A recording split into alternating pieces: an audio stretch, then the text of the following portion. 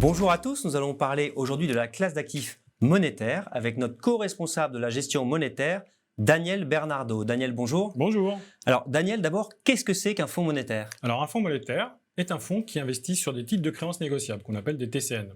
Ces TCN permettent des investissements à la fois sur des banques, des entreprises et des collectivités locales.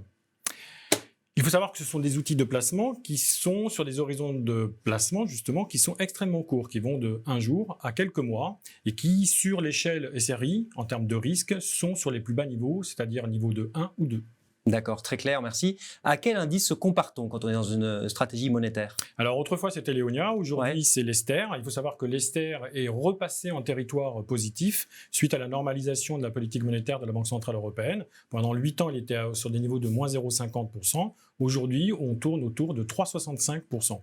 Donc nous avons un taux qui est redevenu attractif. Cet Ester, c'est le coût de l'argent au jour le jour sur le marché interbancaire en zone euro pour un panel de banques d'à peu près 52 banques. D'accord, est-ce que vous pouvez nous décrire la gamme monétaire chez Ophi Invest Asset Management? Alors, cette gamme monétaire, elle représente un encours de 18 milliards. Donc, c'est une gamme qui est en forte collecte depuis le début d'année, puisqu'on a collecté 4 milliards d'euros. Donc, c'est assez important. Cela est dû, bien sûr, à ce taux Ester qu'on évoquait précédemment et donc à son attractivité, puisque c'est un taux qui est dorénavant positif. C'est une gamme composée d'à peu près 6 fonds monétaires, 3 fonds monétaires court terme, 3 fonds monétaires dits standards.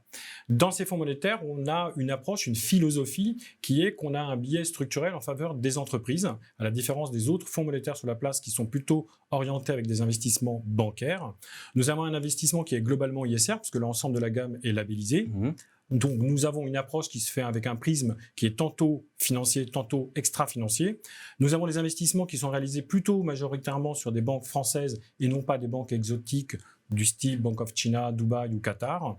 Et donc, c'est véritablement un accent qui est mis sur la performance, mais à travers une sécurité et des placements le plus courts possible. Et le plus liquide possible. Et le plus liquide possible. D'accord. Que peut attendre un investisseur, Daniel, qui rentrerait aujourd'hui dans votre expertise monétaire, dans l'une de vos 6 expertises monétaires?